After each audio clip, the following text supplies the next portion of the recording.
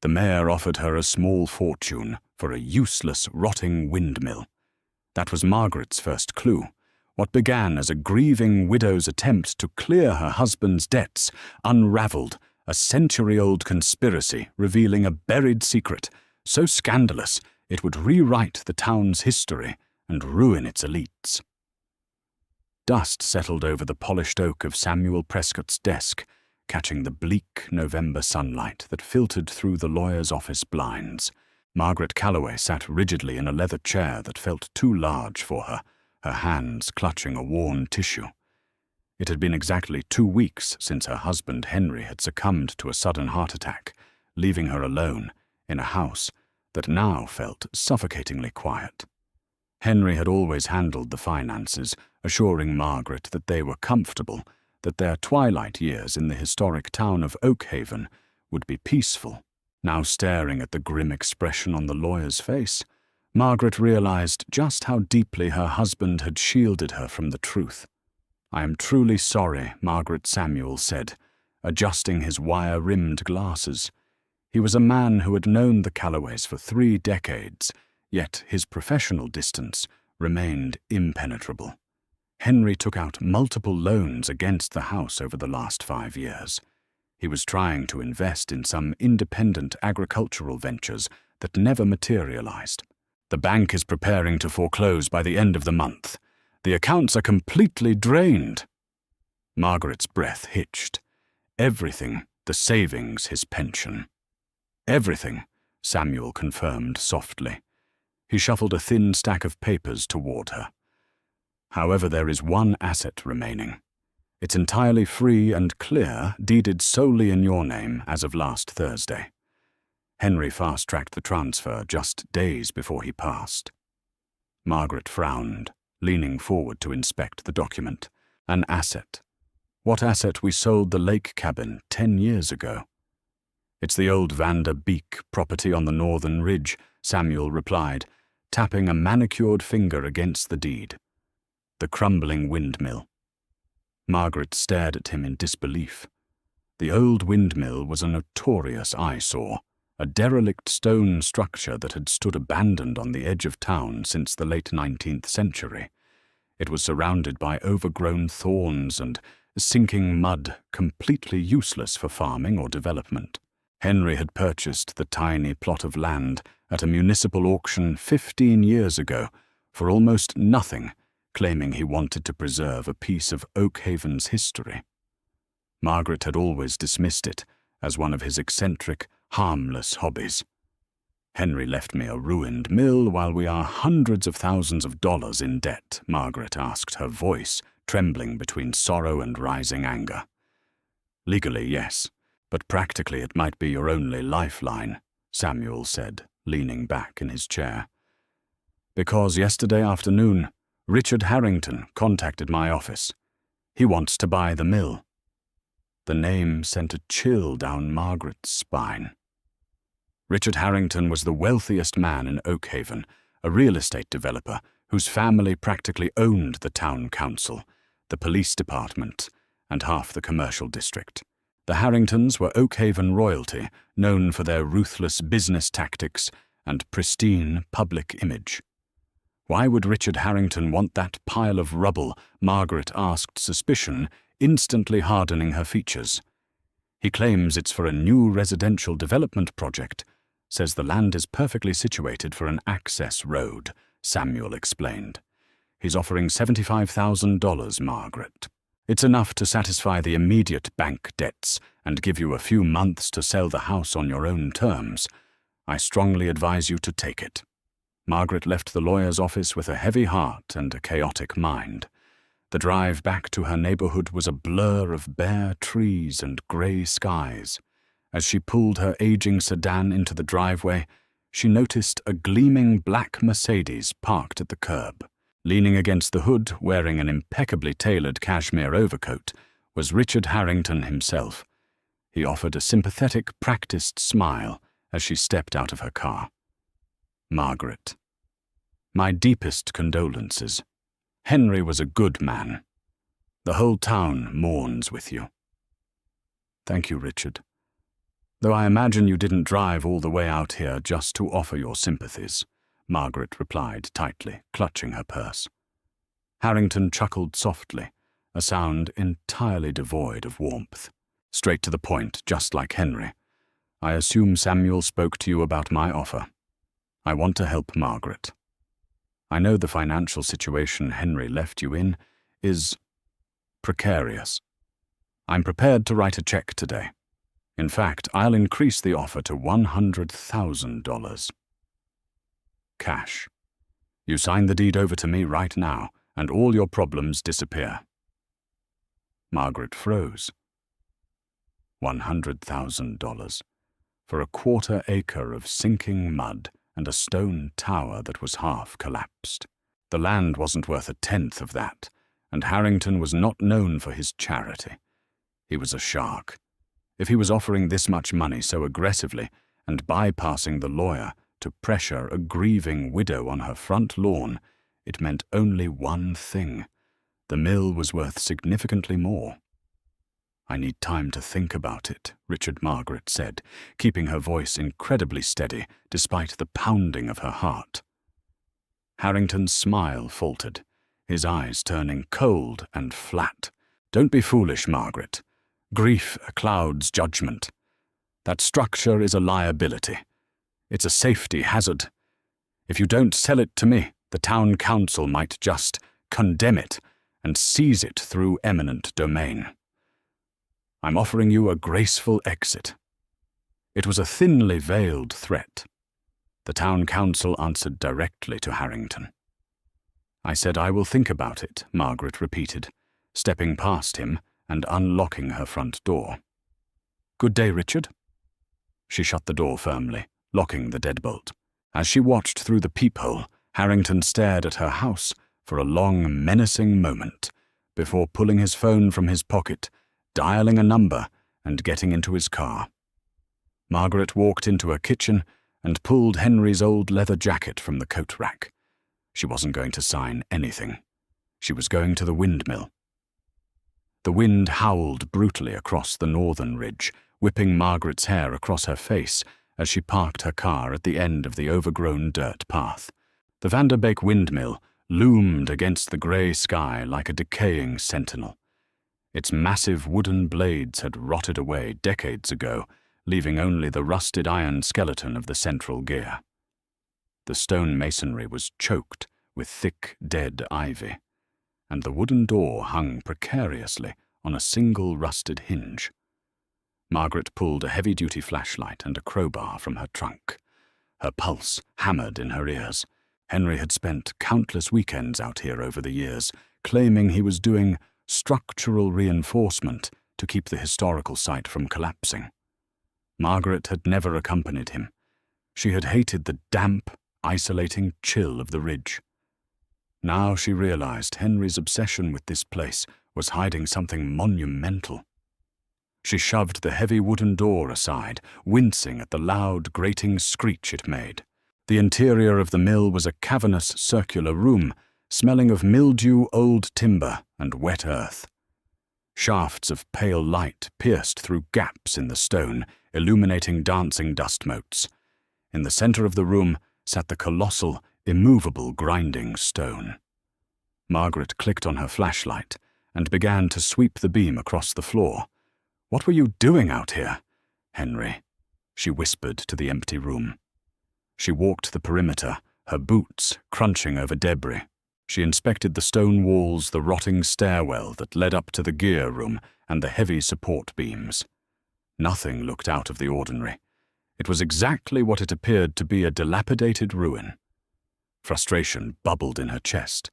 Had she made a massive mistake turning down Harrington's money? Was she simply a paranoid widow clinging to shadows? She approached the massive grinding stone in the center.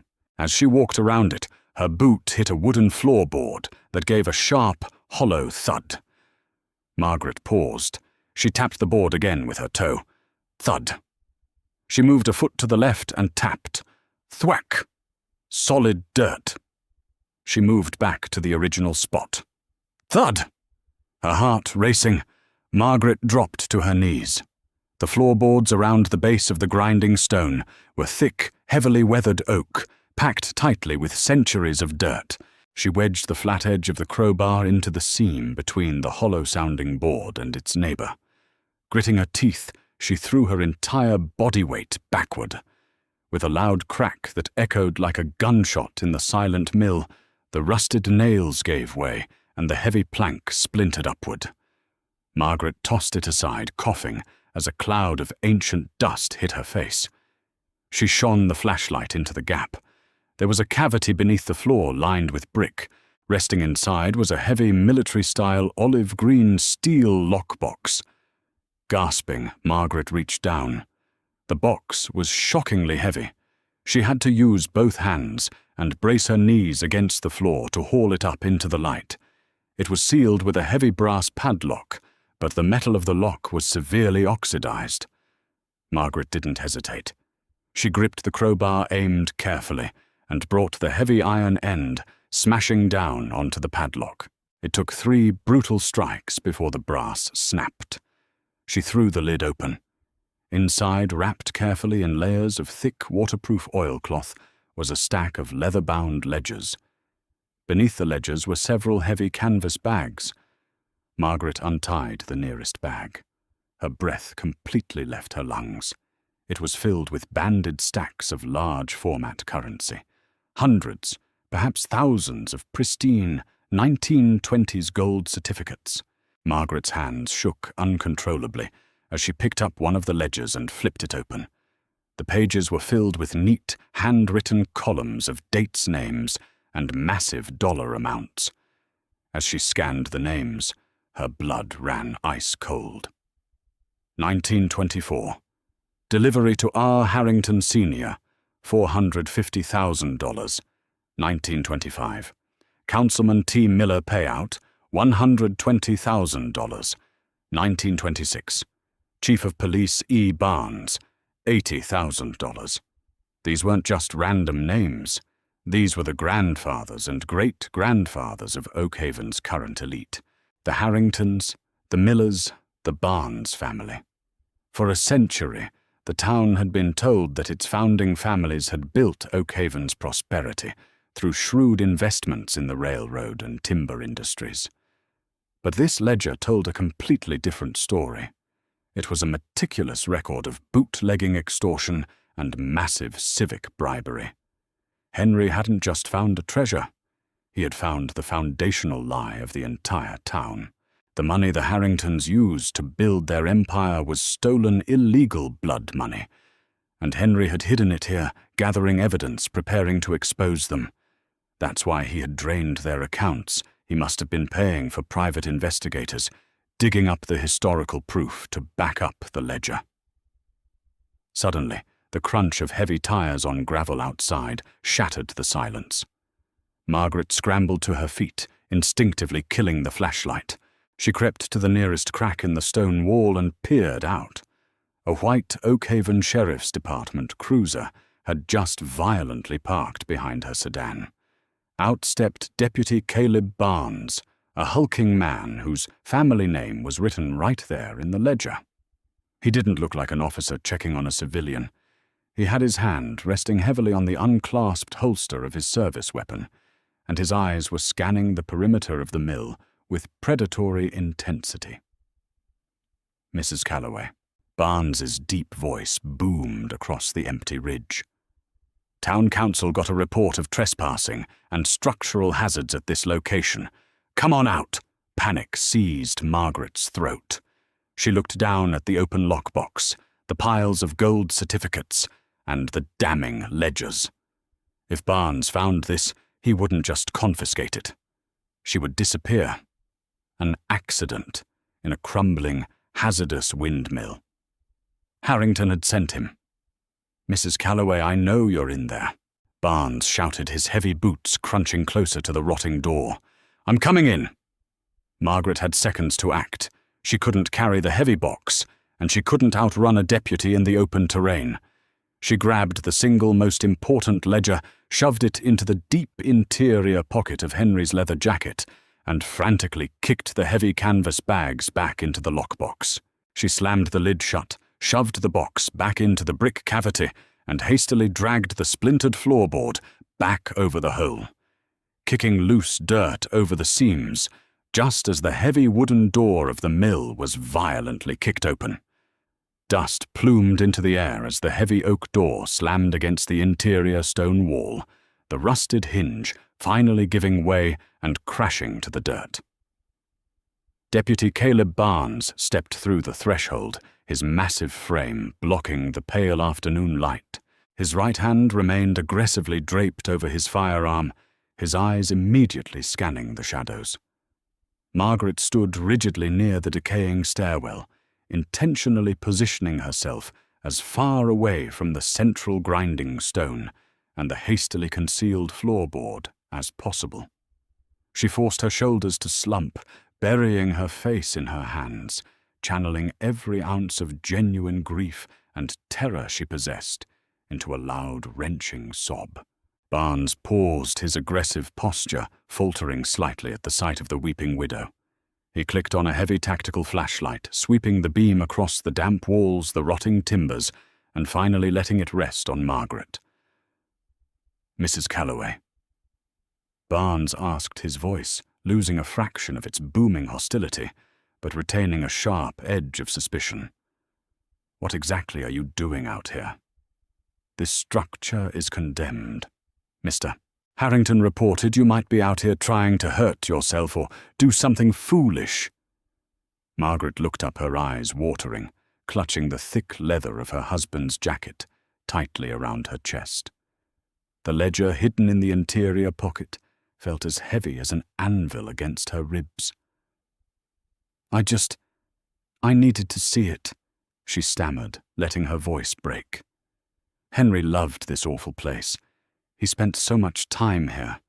The bank is taking my home deputy. Richard Harrington is trying to take this land. I just wanted to sit where my husband sat, before everything is stripped away from me."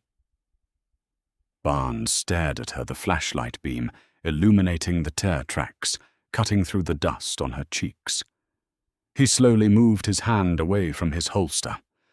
For a terrifying second, his flashlight swept toward the center of the room.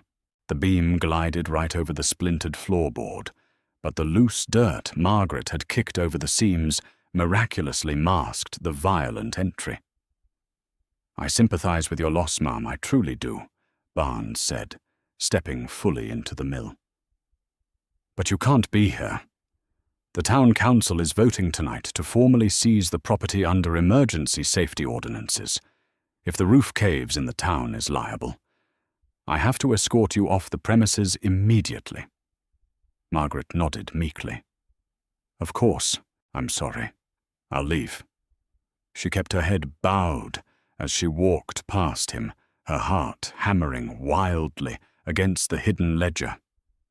Barnes followed closely behind, watching as she climbed into her sedan. He didn't leave until she had started the engine and turned her car back down the rugged dirt path toward the Oakhaven highway. She checked her rearview mirror constantly. The sheriff's cruiser tailed her for 3 miles before finally turning off toward the municipal building. Margaret didn't go home. Her house was likely being watched. Instead, she drove toward the dilapidated eastern edge of Oakhaven, pulling into the cracked driveway of a small, overgrown cottage. This was the home of Simon Caldwell, Oakhaven's former chief historical archivist. 5 years ago, Simon had been unceremoniously fired by the town council, spearheaded by Richard Harrington, after making wild, unsubstantiated claims about missing town funds dating back to the Prohibition era. Everyone dismissed Simon as a paranoid eccentric. Henry, however, had secretly remained his close friend. Margaret pounded on the weathered door until a series of deadbolts clicked open. Simon stood in the doorway, a scrawny man in his late 60s, wearing a moth-eaten cardigan and thick spectacles. He looked at Margaret, then at the street behind her, before quickly pulling her inside. "Margaret," Simon breathed, locking the door behind them. "I heard about Henry. I am so devastated. I tried to call, but— Simon, there's no time. Margaret interrupted, her voice shaking as she reached into the leather jacket. Henry wasn't just reinforcing that old windmill. He found something. I think it's the reason he drained our accounts. I think he was paying for proof. She pulled the heavy leather ledger from her jacket and dropped it onto Simon's cluttered dining table. Simon's eyes widened behind his thick lenses. He reached out with trembling fingers, tracing the embossed seal on the cover. He carefully opened the book, his eyes darting across the handwritten columns of dates, names, and astronomical payouts. "Good heavens," Simon whispered, sinking into a chair. He actually found it. The Oakhaven ledger. "What is it, Simon?" "The names— they're the town council, the police chief, the Harringtons. It's Oakhaven's original sin." Simon explained, his voice thick with awe. In the 1920s, Oakhaven wasn't built on timber and railroad money like the history books claim. It was built on bootlegging extortion and illegal gambling.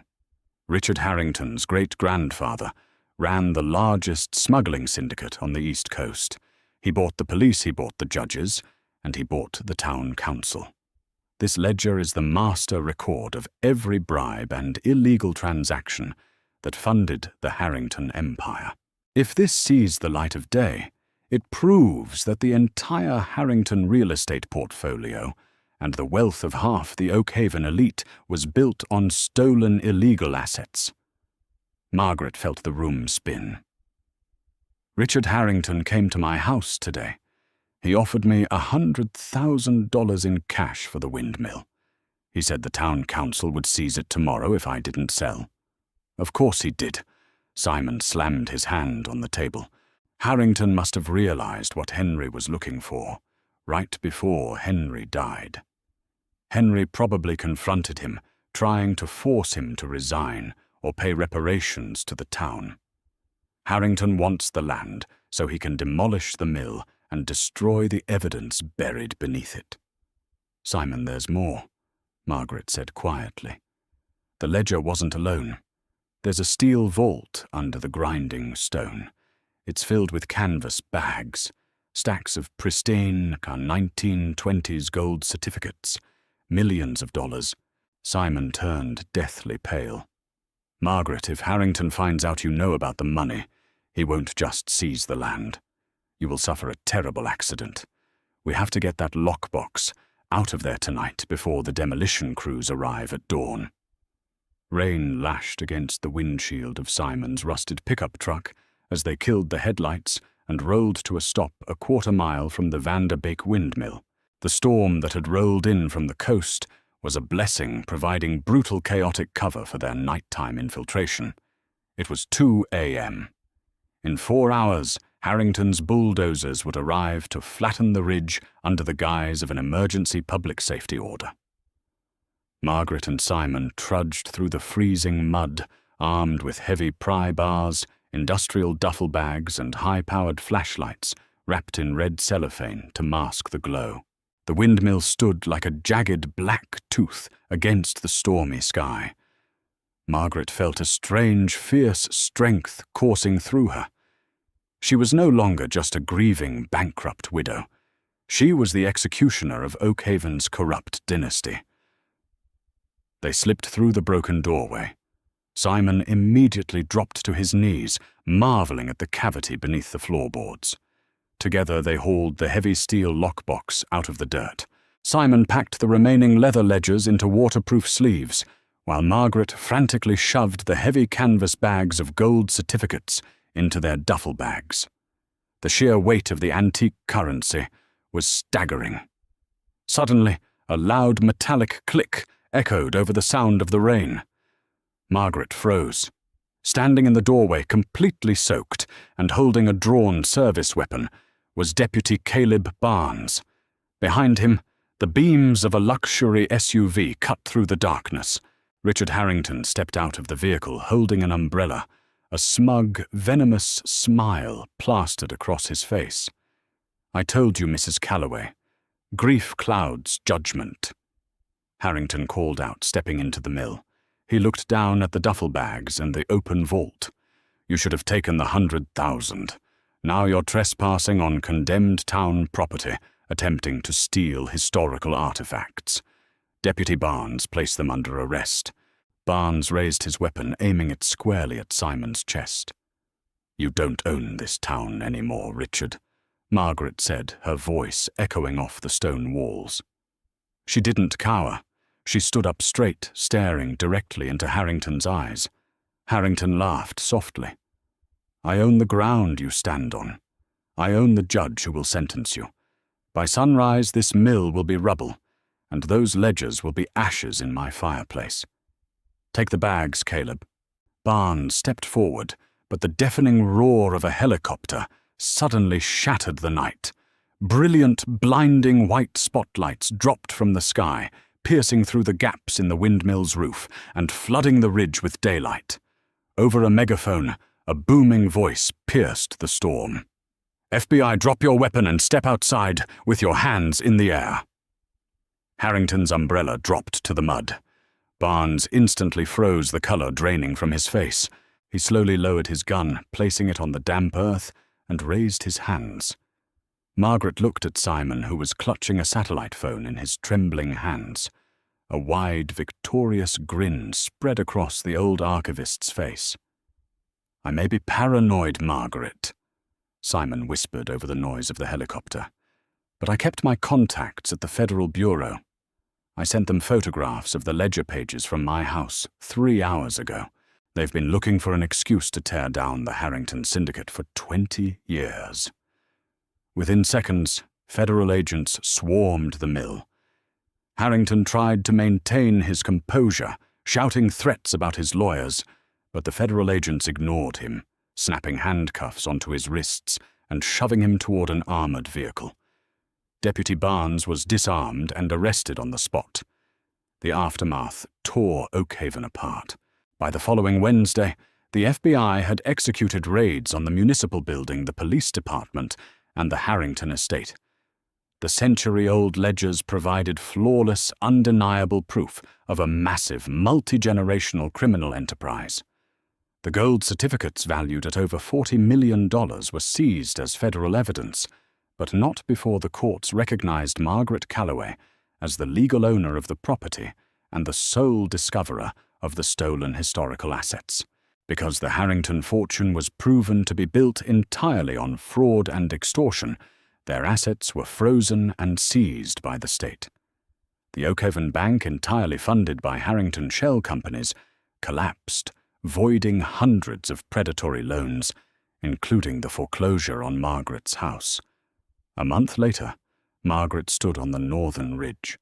The storm had passed, and Oakhaven was quiet. The federal government had awarded her a multi-million-dollar finder's fee for the recovery of the antique treasury notes, far more money than Henry could have ever dreamed of. She had paid off every debt, secured Simon a comfortable retirement, and established a historical foundation in Henry's name. As she looked at the old, crumbling windmill, she no longer saw a decaying ruin. She saw her husband's final, triumphant gift, the truth set in stone, standing tall against the wind. The discovery beneath the Vanderbeek windmill didn't just save a grieving widow. It toppled a century-old empire built on lies and corruption. Margaret's bravery proved that the truth, no matter how deeply buried, will always find its way to the surface. If you enjoyed this thrilling, real-life mystery, please smash that like button, share this incredible story with your friends, and subscribe to our channel for more unbelievable historical discoveries and hidden secrets.